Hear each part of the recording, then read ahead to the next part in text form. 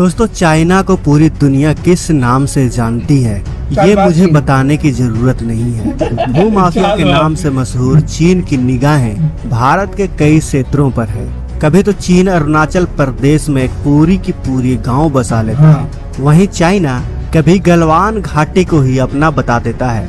ऐसे में दोस्तों, भारत अपने देश की हिफाजत, खास करके चाइना से अपने देश की हिफाजत के लिए पूरी तरह से चौकन्ना है, क्योंकि भारत अब लद्दाख में कई एडवांस हथियारों को तैनात करने वाला है, जिसकी वजह से लद्दाख में अब चीन का बचना नामुमकिन हो जाएगा, क्योंकि भारत ने पूरी तैयारी कर ली है। तो आज की इस वीडियो में हम भारत के इसी तैयारी, इन्हीं हथियारों के बारे में जानेंगे, जिनको भारत जल्द से जल्द लद्दाख में तैनात कर देगा। तो आइए जानते हैं भारत के इन हथियारों के बारे में।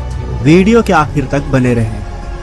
पहला K9 वज्र तोप। K9 दक्षिण कोरिया की तोप है, जिसे भारत में LNDT कंपनी बनाती है। साल 2017 में भारत ने दक्षिण कोरिया से 100 तोपों की डील की थी। इनमें से 10 सीधे कोरिया से खरीदी गई थी और बाकी 90 LNDT के गुजरात स्थित हजीरा प्लांट में बनाई गई थी। ये सभी 100 तोपें भारतीय सेना को अब मिल चुकी हैं। खास बात यह है कि उस वक्त सेना ने ये दक्षिण कोरियाई होवित्जर को रेगिस्तान वाले इलाकों में तैनात करने के लिए बनाया था, यानी पाकिस्तान से सटे बॉर्डर के लिए।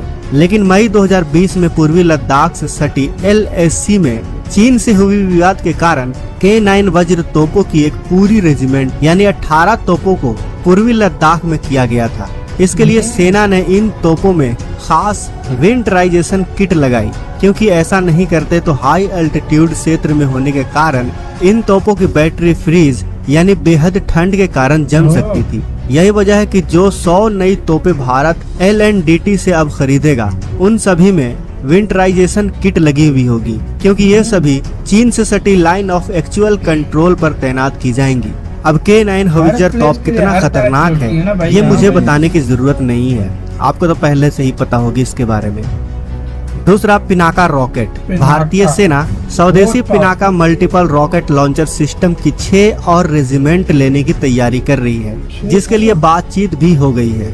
एक्सटेंडेड रेंज यानी अधिक रेंज वाले इन नई पिनाका सिस्टम को भी चीन से सटी सीमा पर तैनात किया जाएगा। उभरती जरूरतों को पूरा करने के लिए रॉकेट सिस्टम को आधुनिक तकनीक के साथ विकसित किया गया है। यह रॉकेट लॉन्चर 7 किलोमीटर से लेकर 90 किलोमीटर की दूरी तक बैठे दुश्मनों का खात्मा कर सकता है। पिनाका की एक रेजिमेंट को पहले ही अरुणाचल प्रदेश से सटी LAC पर तैनात किया गया है। नई पिनाका रेजिमेंट में गाइडेड रॉकेट्स इस्तेमाल किए जाएंगे। एक तरह से DRDO ने इन पिनाका को एक मिसाइल सिस्टम में बदल दिया है। तीसरा, धनुष तोप। स्वदेशी धनुष तोप की पहली रेजिमेंट को भी भारतीय सेना ने पूर्वी लद्दाख से सटी LAC पर तैनात किया है। धनुष गन को OFB ने तैयार किया है और ये बोफोर्स गन का अपग्रेडेड वर्जन माना जाता है।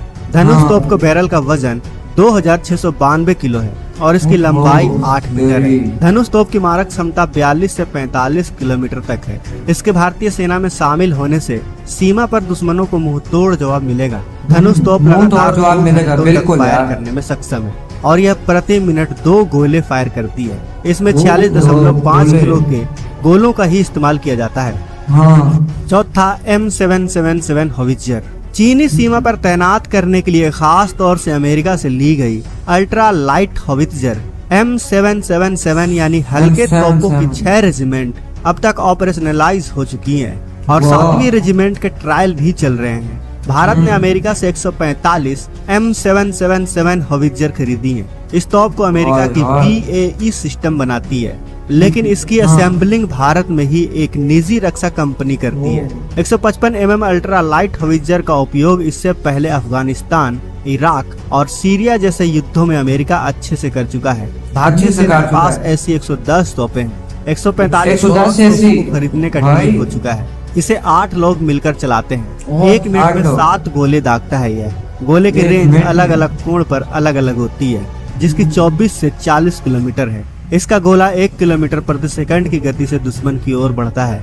यह भी बहुत खतरनाक हथियार है और यह जल्द चीनी सीमा पर हमें दिखाई देगा। 5वां, स्वाति रडार। DRDO और BEL ने इस वेपन लोकेटिंग रडार स्वाति को तैयार किया है। यह दुश्मन की सीमा में कहां से तोप या फिर दूसरे गन गोला दाग रही हैं, उसकी ठीक ठीक लोकेशन बता देती है। ऐसे में अपनी तोप से उसी लोकेशन पर गोला दागा जा सकता है जहां दुश्मन की तोप तैनात रहती है, जहां से दुश्मन तोप से गोला बारूद दाग रहा है।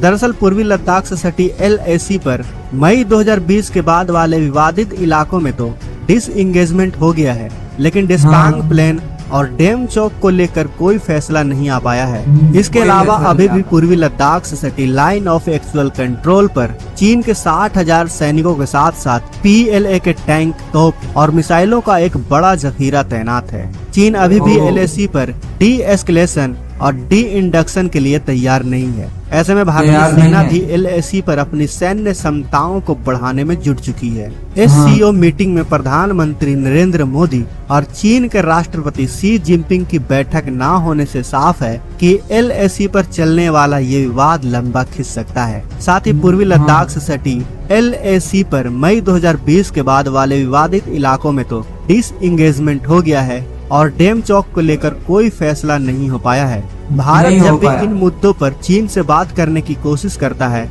तब चीन के तरफ से कोई भी जवाब नहीं आता। इसके पीछे चीन की क्या मकसद हो सकती है दोस्तों? क्या चीन अपने सैनिकों को पीछे खींचेगा या फिर चीन कुछ और ही चाल चल रहा है? क्या लगता है?